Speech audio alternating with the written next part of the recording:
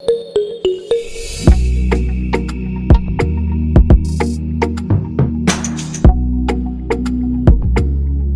B, C, D, E, F, and G are 7 different integers.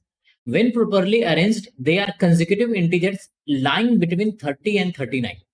देखो, आपको कुछ information given है, ये 4 इंफॉर्मेशन, उसके बेसिस पे A से लेकर G तक के वैल्यू को डिकोड करना है, करेक्ट है? कह रहा है लाइन बिटवीन 30 एंड 39. बिटवीन का क्या मतलब होता है कि किसी भी दो पॉइंट के बीच में. दैट इम्प्लाई ये जो स्टार्टिंग वैल्यू है और ये जो एंड वैल्यू है उसको आप क्या करोगे, इग्नोर करोगे. यू कैन से कि जो एक्सट्रीम वैल्यूज है उसको आप इग्नोर करोगे. तो नंबर क्या क्या हो सकता है? नंबर बच्चों हो सकता है 31, 32, 33, 34, 35, 36 एंड 37, लास्ट 38. सेकेंड इंफॉर्मेशन को देखो, यहां पे कह रहा है कि the highest number B is a prime number. तो बी का वैल्यू कौन हो सकता है? 38 तो हो नहीं सकता सिंस ये प्राइम नंबर नहीं है. तो आपको स्टेटा पे ये पता चल गया कि बी का वैल्यू क्या है, 37 है. फर्स्ट इंफॉर्मेशन पे फोकस करो. यहां पे गिवन है e minus D plus 4 is equal to G by 4.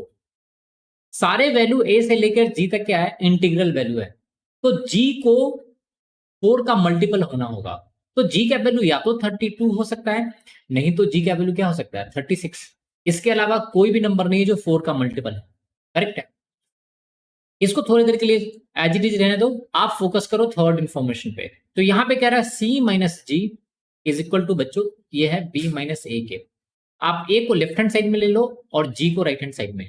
तो यहां पे आप लिख सकते हो C plus A is equal to ये होगा बच्चों बी प्लस जी.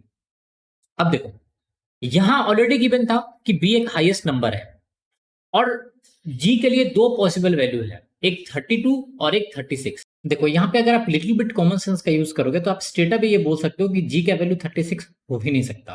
वो इसलिए कि बी का वैल्यू आपको पता है बच्चे, हाईएस्ट नंबर है 37. और अगर जी का वैल्यू अगर आप 36 लिखोगे तो ये दोनों इस ग्रुप के लार्जेस्ट नंबर्स है. एक लार्जेस्ट है और एक सेकेंड लार्जेस्ट है. तो इन दोनों का सम कभी भी सी और ए के वैल्यू से हमेशा क्या होगा, ज्यादा ही होगा, इक्वल हो ही नहीं सकता. वो इसलिए कि सी और ए का वैल्यू तो 31 से लेकर 35 तक हो सकता है. तो किसी भी केस में इस दोनों का सम इन दोनों के इक्वल हो ही नहीं सकता. तो आप स्टेटा पे बोलोगे कि जी का वैल्यू 36 हो ही नहीं सकता. तो जी का ऑटोमेटिकली और ऑब्वियस वैल्यू हो जाएगा बच्चों, वो हो जाएगा 32. तो यहां से आपको जी मिल गया. अब थोड़ा सा ध्यान दो फर्स्ट इंफॉर्मेशन पे.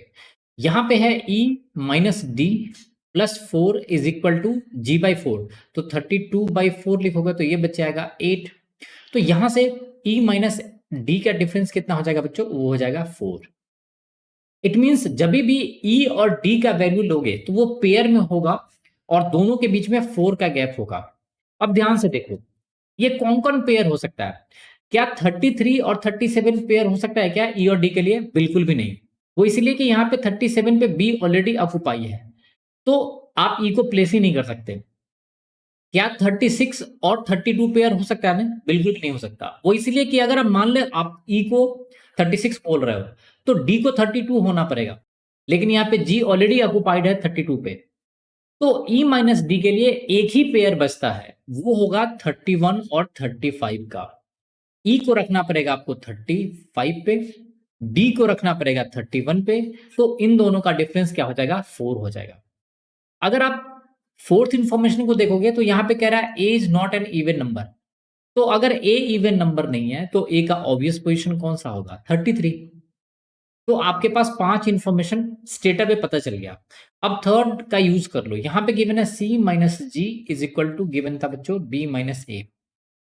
सी का वैल्यू आपको निकालना है, जी का वैल्यू आपको गिवन है वो है 32, बी का वैल्यू आपको पता है 37 और ए का वैल्यू आपने निकाला है 33. तो राइट हैंड साइड में किसके इक्वल है, 4 के. तो यहां से सी का वैल्यू आपको मिल जाएगा 36. अगर सी 36 है तो एक ही पोजीशन बचता है एफ के लिए और वो कौन सा होगा, 34. तो इस तरह से आप सारे नंबर्स को क्या कर सकते हो, डिकोड कर सकते हो, करेक्ट है? So thanks for watching the video. If you like the video do subscribe the channel and share the channel with your friends.